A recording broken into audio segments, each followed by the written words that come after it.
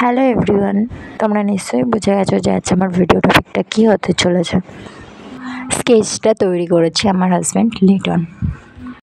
অনেক দিন সে আমাকে নিয়ে কোথাও ঘুরতে যায় না বলে আমি কিছুদিন আগে তাকে, সে যখন অফিসে ছিল, আমি ফোন করেছিলাম টিফিন টাইমে। ফোন করে তাকে আমি অনেক অভিযোগ করছিলাম যে তুমি আমাকে নিয়ে কোথাও ঘুরতে যাও না, এক্সেট্রা এক্সেট্রা। 4 বছর ধরে শুধু ঘরেই আছি, আর খুব কান্না করছিলাম। একমাত্র ফ্যামিলি অকেশন ছাড়া কোথাও বেরোনো হয় না।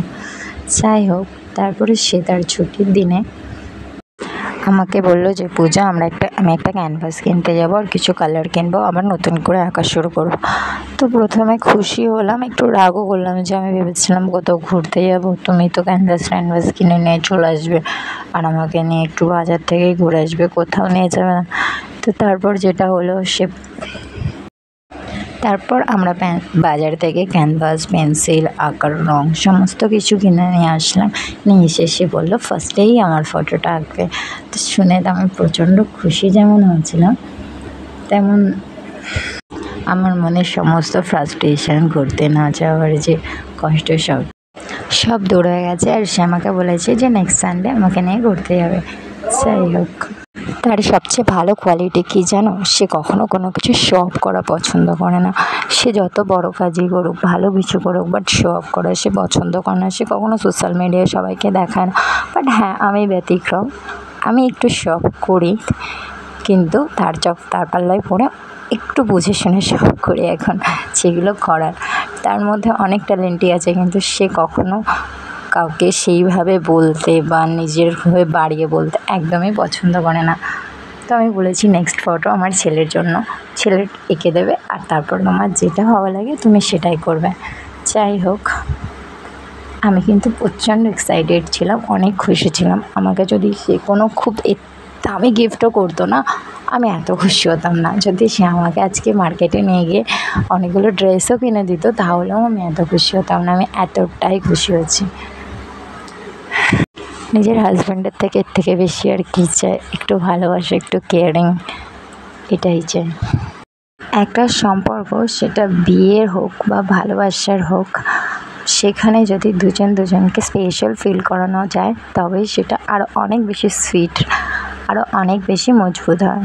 তো এর থেকে বেশি আর কীভাবে সে আমাকে স্পেশাল ফিল করাবে? সত্যি বলতে আমি নিজেকে অনেক স্পেশাল, অনেক লাকি মনে করি তার মধ্যে হাজব্যান্ড পেয়েছি। আর সে সত্যি অনেক কেয়ারিং। হয়তো যখন ঝগড়া চলে, তখন এতটাই ঝগড়া চলে যে আশেপাশের লোকজন ভাবতে বাধ্য হয় যে এদের মধ্যে হয়তো এতটুকু ভালোবাসা নেই, দুজন বাচ্চাদের মতো ঝগড়া করে চিল্লে।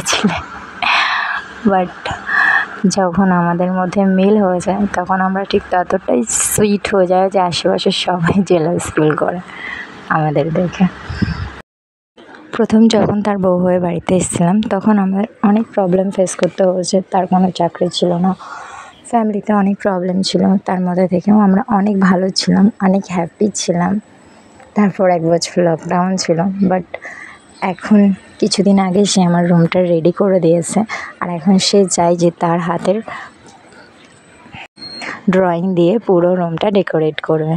তো নেক্সট যে স্কেচটা করা হবে সেটা হবে ইয়াসের, আর সেটাও পারলে তোমাদের সাথে শেয়ার করব।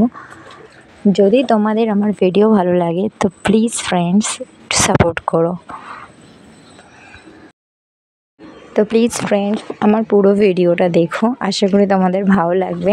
কপিরাইট ফ্রি ব্যাকগ্রাউন্ড মিউজিক খুঁজে পেলাম না কোথাও, আর আমার কোনো পেজ নেই যে যার থ্রুতে আমি ফেসবুক স্টুডিও থেকে কপিরাইট ফ্রি মিউজিক নেব। তো চেষ্টা করছি যে কপিরাইট ফ্রি মিউজিক তোমাদের জন্য খুঁজে বার করার, যাতে আমি আমার ভিডিওতে ইউজ করতে পারি। বাট আমার ভিডিও প্লিজ তোমরা দেখতে থেকো, আমাকে একটু সাপোর্ট করো,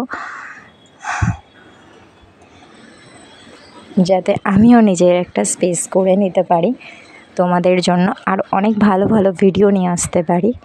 তো আজকের মতো বাই বাই, সবাই ভালো থেকো, সুস্থ থেকো, আর প্লিজ স্কিপ না করে আমার পুরো ভিডিওটা দেখো।